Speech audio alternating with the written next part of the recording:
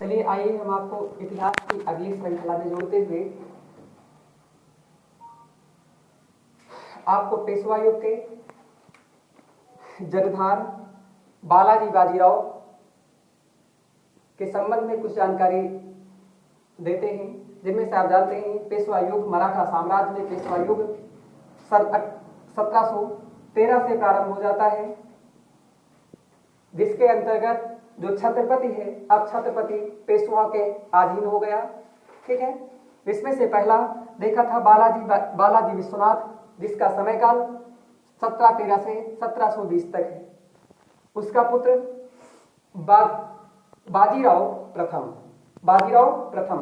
ये बाजीराव प्रथम है, ये वही बाजीराव प्रथम है जिसने बुंदेला सरदार छत्रसाल के यहाँ, ठीक है, नृत्य करती हुई नर्तकी को अपने साथ लेकर आया, जिसका नाम था मस्तानी बेगम, आप जानते हैं।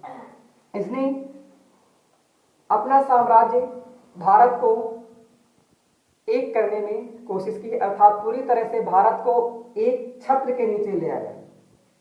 इसी के संबंध में कहा गया है, इतिहासकारों का मत है कि बाजीराव प्रथम वो पेशवा है जिसके घोड़ों ने हिमालय से लेकर कन्याकुमारी तक के झरनों से अपनी प्यास बुझाई थी। इसने मुगलों को जीता था और जितने मुगल के जो क्षेत्र थे, मुगलों के जीते हुए सभी क्षेत्रों को अलग अलग सरदारों में बांट दिया था। ये आपके जो हैं ये सरदार हैं, सरदारों में बांट दिया था। वही जो सरदार हैं बाद में उन्हीं के नाम से वंश बन गया। ठीक है, जैसे आप देखेंगे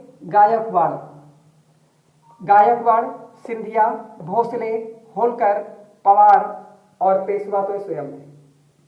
ठीक है, वर्तमान में गायकवाड़ जो क्षेत्र है वर्तमान का बड़ौदा गुजरात, जो गुजरात में बड़ौदा नामक स्थान है, वह जो है वहां पे कौन पाए जाते हैं, वर्तमान के गायकवाड़। पेपर में ऐसे ही आता है, मिलान करने के आ जाता है। ठीक है, और ग्वालियर में सिंधिया है, कौन, सिंधिया, जिसमें से आप जानते हैं ज्योतिरादित्य सिंधिया एक बड़ा नाम है ना, जो विमानन मंत्री अर्थात नागरिक उड्डयन मंत्री है केंद्र सरकार में, ये एक बड़ा नाम है।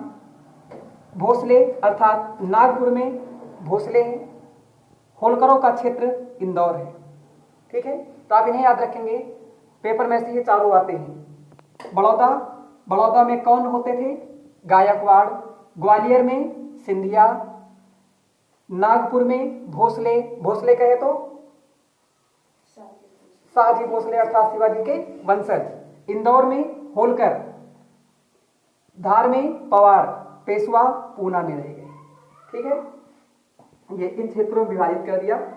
अब आइए देखते हैं बालाजी बाजीराव के संबंध में जानते हैं। तो बालाजी बाजीराव, पहली बात तो इनमें आप कंफ्यूज नहीं होंगे, बाजीराव प्रथम का पुत्र है बालाजी बाजीराव। कौन, बाजीराव प्रथम का पुत्र है बालाजी बाजीराव। ये बालाजी बाजीराव शासक बनता है 1740 में। कब, 1740 से लेकर के 1761 तक। ठीक है, 1761 तक इसकी प्रसिद्धि अर्थात ये बालाजी बाजीराव नाना साहब के नाम से प्रसिद्ध है। किस नाम से, नाना साहब के नाम से प्रसिद्ध है। और इसके संबंध में एक संगोली की संधि होती है। संगोली की संधि, कौन, डायरेक्ट प्रश्न आता है, संगोली की संधि कब हुई, तो संगोली की संधि आपकी 1750 में हुई। कब हुई, संगोली की संधि 1750 में हुई। पेशवाओं के लिए राजनीतिक क्रांति कहा गया, अर्थात इसके जो समय है इसके समय को पेशवाओं के लिए राजनीतिक क्रांति कहा गया। क्यों कहा गया, आगे देखते हैं। मराठा साम्राज्य का वास्तविक संस्थापक इसे माना जाता है। इसने अपनी राजधानी परिवर्तन करके सतारा से पूना स्थानांतरित कर ली। कहां, तो सतारा से पूना अपनी राजधानी स्थानांतरित कर ली। किसने, बालाजी बाजीराव ने।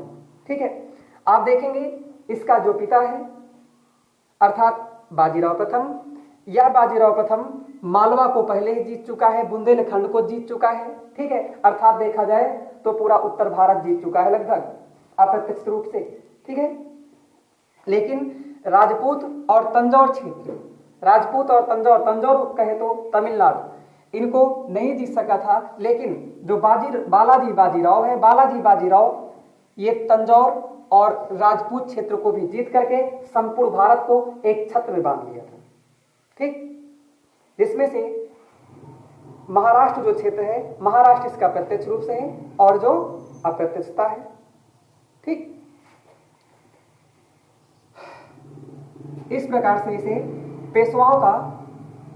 पेशवाओं के लिए एक राजनीतिक क्रांति के लिए जाना जाता है। इसे कहा जाता है कि पेशवाओं के लिए एक राजनीतिक क्रांति थी। राजनीतिक क्रांति कहे तो जिसमें सबसे ज्यादा विकास हो, ये अन्य सभी कार्य में वही तो हो जाए। जैसे कहा जाए हरित क्रांति, हरित क्रांति का मतलब, हरित क्रांति का मतलब यह है कि इसमें हरित हरित जो फसलें थी, जिसमें सबसे ज्यादा गेहूं का विकास हुआ, उत्पादन बढ़ा, ये क्रांति हो जाती है। जैसे वर्तमान में देखा जाए शिक्षा की क्रांति चल रही है।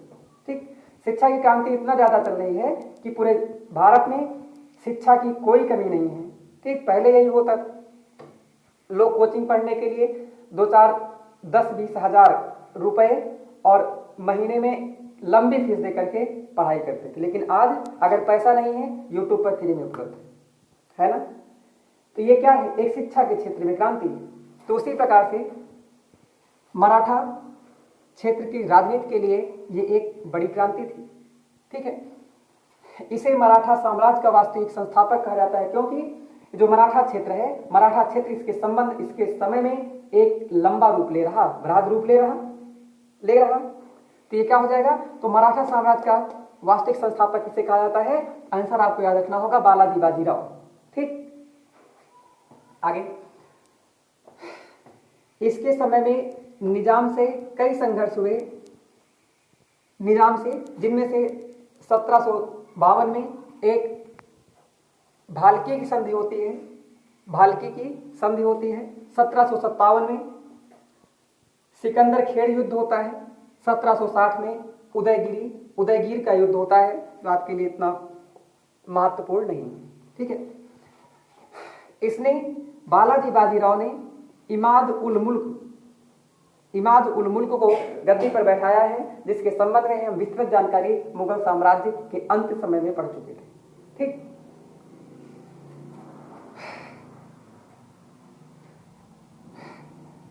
इस प्रकार से अब इसका सामना होने वाला है अंतिम रूप से पानीपत के युद्ध में मुगलों से। ठीक, और मुगलों को छोड़ करके ये पूरी तरह से देखा जाए पूरे भारत को एक रूप में बांध लिया था। कैसे बांध लिया था, क्योंकि मुगलों के यहाँ बैठे थे सैयद बंधु, जो जिनका अंत हुआ था मोहम्मद शाह रंगीला के समय हुआ था। उनके समय में देखा था वो कौन काम करते थे, वही काम करते जो मराठा कहते थे, है ना। इस प्रकार से अप्रत्यक्ष रूप से हो गए थे ना आधीन। तो जब पूरी तरह से एक भारत पर अधिकार हो गया इनका मराठों का, तो भारत के जितने भी मुगल सत्ता के लोग थे, इनके सभी लोग एक होने लगे। ठीक, और एक होकर के ईरान से एक महत्वपूर्ण नाम है जिसका नाम अब्दाली है। क्या है, अहमद शाह अब्दाली। अहमद शाह अब्दाली को बुलाते हैं और अहमद शाह अब्दाली आता है, भारत पर आक्रमण करता है। ठीक है, ठीक उसी प्रकार से जैसे हम पीछे पढ़ चुके हैं, बाबर को कई लोगों ने मिलकर के बुलाया था, है ना, बुलाया था। इनकी सोच यही होगी कि बाबर आएगा, जीत करके चला जाएगा और हम दिल्ली पर अधिकार कर लेंगे, है ना। ठीक वैसे ही यहां पर भी बात है कि नहीं। तो अहमद शाह अब्दाली भारत पर आता है, और भारत पर आता है तो आक्रमण क्यों करता है, क्योंकि अहमद शाह अब्दाली कुछ समय के पहले आया था। हमने आपको बताया 1739 में इसका ससुर कहा जाने वाला या कि इसका एक राजा था, उसका नाम नादिर शाह था, वो आ चुका है। उसके बाद ये कई बार आक्रमण करता है। अच्छा, तो पहले आया तो पंजाब को जीता था, पंजाब को वहां पर का शासक बना दिया था तैमूर को। ठीक है, और तैमूर को मराठों ने, पंजाब को एक करने के लिए मराठों ने इसको लात मार कर गिरा दिया था और मराठों ने अपना शासक नियुक्त कर दिया था। ठीक, अर्थात अपना सूबेदार बना दिया था। ये अहमद शाह अब्दाली को एक मुख्य कारण मिलता है, ठीक है, भारत पर आक्रमण करने का। ठीक है, और भारत की सभी सत्ताएं इसको बुलाई, जिसमें शामिल होते हैं सुजाउद्दौला, आपके अवध के नवाब हैं सुजाउद्दौला, नजमुद्दौला जो रुहेलखंड के हैं, हाफिज अहमद खां और दुंदी खां, ये सब आपके लिए इतना जरूरी नहीं है। ठीक है, आपके लिए बस इतना आवश्यक है। मराठा, अब मराठा के क्षेत्र शासक कौन है? तो मराठा में आप जानते हैं शासन किसका है? बालाजी बाजीराव का। बालाजी बाजीराव युद्ध लड़ने नहीं गए हैं। ठीक, जिस प्रकार से रामायण में आप देखते हैं रावण पहले युद्ध लड़ने नहीं गया था ना, ठीक उसी प्रकार से बड़ी सत्ता पहले युद्ध लड़ने नहीं गई थी। इस युद्ध को लड़ने के लिए पहले गए थे सदाशिवराव भाऊ। कौन? सदाशिवराव भाऊ। सदाशिवराव भाऊ बालाजी बाजीराव का एक चचेरा भाई है। ठीक, नाम क्या है? सदाशिवराव भाऊ। और बालाजी बाजीराव का पुत्र है विश्वासराव। कौन? विश्वासराव। ये दो व्यक्ति और पूरी सेना। अच्छा, और मराठों के तरफ से एक तोपची था, अर्थात तोप चलाने वाला, जिसके नेतृत्व में पूरी तोपें चलती थी।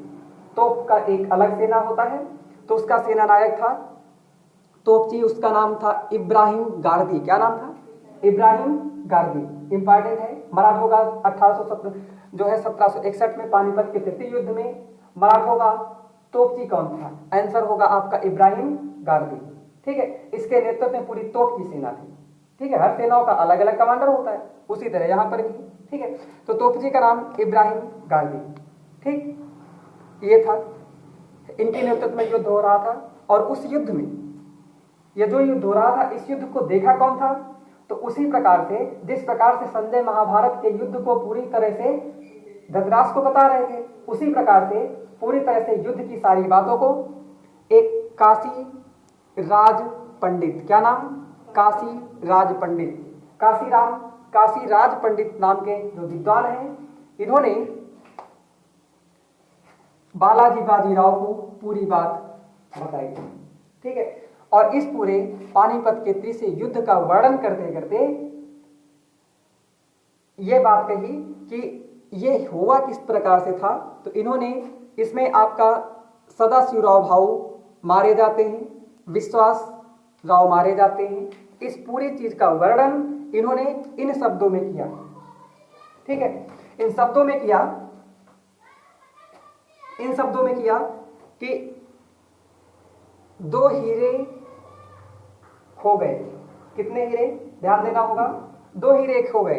अर्थात दो हीरो का मतलब सदाशिवराव भाऊ का चचेरा भाई, क्या नाम? सदाशिवराव भाऊ, जो बालाजी बाजीराव का चचेरा भाई है। बालाजी बाजीराव का पुत्र, उसका नाम विश्वासराव। तो ये दो कौन है? इनकी तुलना किससे की है? दो हीरो से। ठीक है, काशीराज पंडित ने इन दोनों की तुलना दो हीरो से की है। तो वही कहा, दो हीरे खो गए, 27 स्वर्ण मुद्राएं गायब हो गई। बात समझ पा रही? अर्थात 27 स्वर्ण मुद्राएं चली गई। 27 स्वर्ण मुद्राएं कहे तो सेना के बड़े बड़े 27 थे सेना नायक, अर्थात सरदार। ठीक है, अर्थात ऑफिसर आज के समय में कह सकते हैं। ठीक, वो है। और कहा चांदी और तांबे की तो कोई गिनती ही नहीं। समझ पा रहे हैं? अर्थात इस पूरे का सारांश काशीराज पंडित ने बताया है। मतलब कहने का, दो हीरे का मतलब कहा कि सदाशिवराव भाऊ और विश्वासराव ये मारे गए, और हमारे 27 बड़े बड़े वफादार सैनिक या लोग मारे गए, और जो छोटे छोटे यानी हमारी सेना जो मारी गई है उनकी तो कोई गिनती ही नहीं। समझ पा रहे हैं? इसको किसने कहा है? आंसर होगा आपका काशीराज पंडित ने कहा। ठीक है, इस संबंध में इतिहासकार जदुनाथ सरकार का स्टेटमेंट है। जदुनाथ सरकार ने कहा है कि जो पानीपत का तीसरी लड़ाई है, इसमें शायद ही कोई ऐसा परिवार होगा मराठा साम्राज्य का जिसमें से कोई ना कोई जिसने कोई ना कोई अपना सदस्य न खोया। अर्थात शायद ही कोई ऐसा परिवार होगा जिसमें हर परिवार से कोई ना कोई व्यक्ति भाग जरूर लिया है। ठीक, समझ जाएंगे, कोई ना कोई जरूर भाग लिया है। यहां तक यह भी कहा है कुछ परिवार तो ऐसे ही थे कि जो पूरी तरह से समाप्त ही हो गए थे इस युद्ध में। तो ये स्टेटमेंट किसका है? ये स्टेटमेंट आपका जदुनाथ सरकार का है। अच्छा, इस संबंध में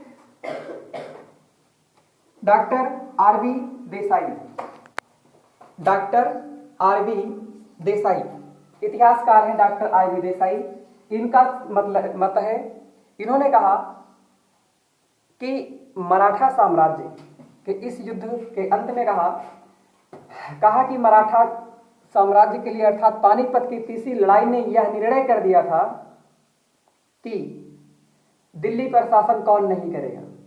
ठीक है, दिल्ली पर शासन कौन नहीं करेगा, बल्कि यह निर्णय नहीं हुआ था कि दिल्ली पर शासन करेगा कौन।